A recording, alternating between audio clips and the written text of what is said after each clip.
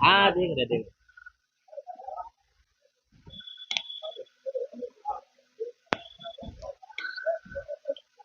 जाइए जाइए जाइए।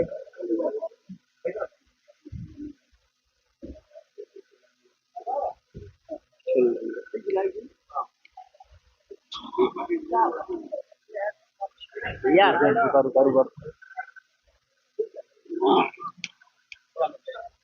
भारतीय जनता पार्टी कार्यकर्ताओं की पार्टी है, संगठन पर बहुत बल देती है और जब हमारे पास संगठन से निकलकर देश के शीर्ष स्थान पर प्रधान सेवक और प्रधानमंत्री के रूप में नरेंद्र मोदी जी हैं, तो हमारे सबका कर्तव्य यह भी बनता है कि आगामी लोकसभा चुनाव के लिए अब की बार 400 पार, उसके लिए कमर कस लें, मोदी सरकार की उपलब्धियों नीतियों को जन जन तक पहुंचाएं, उसके संगठन को और मजबूत करें ताकि हर पोलिंग बूथ पर 370 से ज्यादा की लीड दिलाने का लक्ष्य रखा जाए।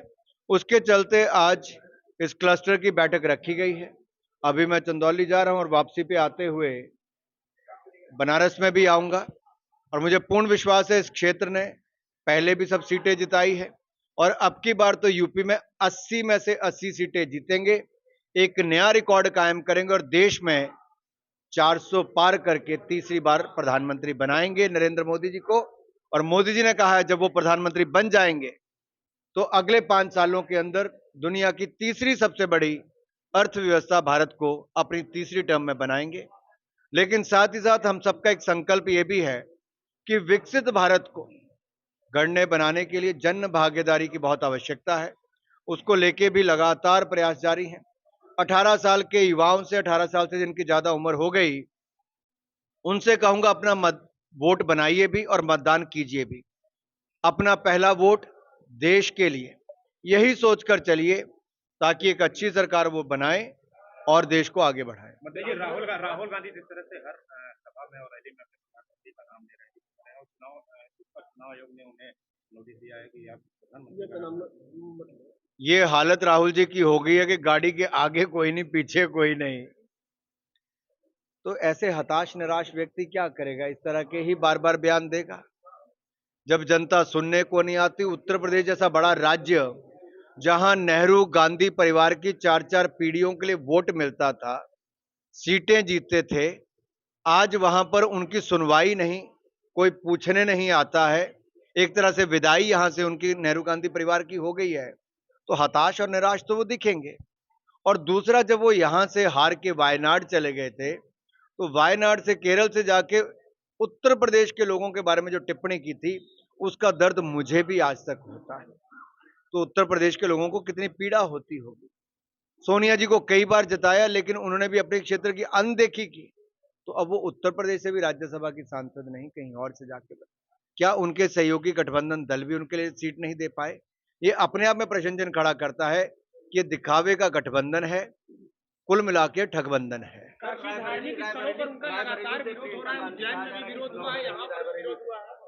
देखिए, धार्मिक स्थलों का विरोध करना ये कांग्रेस की आदत पड़ गई है और कांग्रेस के गठबंधन के जो सहयोगी हैं उनकी भी। कभी राम जी को अपमानित करना, कभी सनातन धर्म को कुचलने की बात करना, कभी उत्तर दक्षिण को बांटने की बात करना, कभी भारत के टुकड़े टुकड़े की सोच रखना, कभी भारत के टुकड़े टुकड़े गैंग के साथ गठबंधन कर लेना, उनको अपनी पार्टी में शामिल कर देना। आखिर ये कैसी सोच कांग्रेस की और उनके सहयोगी दलों की हो गई है? और इन सब विषयों पर कांग्रेस चुप क्यों है? पाकिस्तान जिंदाबाद के नारे लगते हैं जब कांग्रेस का राज्यसभा का सांसद कर्नाटक से जीता है, लेकिन श्रीमान राहुल गांधी और मल्लिकार्जुन खड़गे जी कुछ नहीं कहते, पर्दा डालने का काम करते हैं, छिपाने का काम करते हैं। फॉरेंसिक रिपोर्ट आती है तो उनकी पोल खुल जाती है। आखिरकार ये क्या सोच के चले हैं? क्या सत्ता में आने के लिए देश के टुकड़े टुकड़े करने का संकल्प, एक बहुसंख्यक आबादी को अपमानित करने का, सनातन धर्म को कुचलने का, देश को बांटने का, जाति के, क्षेत्र के, धर्म के आधार पर बांटने का? ये कैसी कांग्रेस और कैसा गठबंधन है? ये अपने आप में एक बहुत बड़ा प्रश्न चिन्ह खड़ा करता है कि कांग्रेस और कितना गिरेगी। इनकी सीटें तो गिर रही हैं, लेकिन साथ ही साथ इनका अपना स्तर भी गिर रहा है।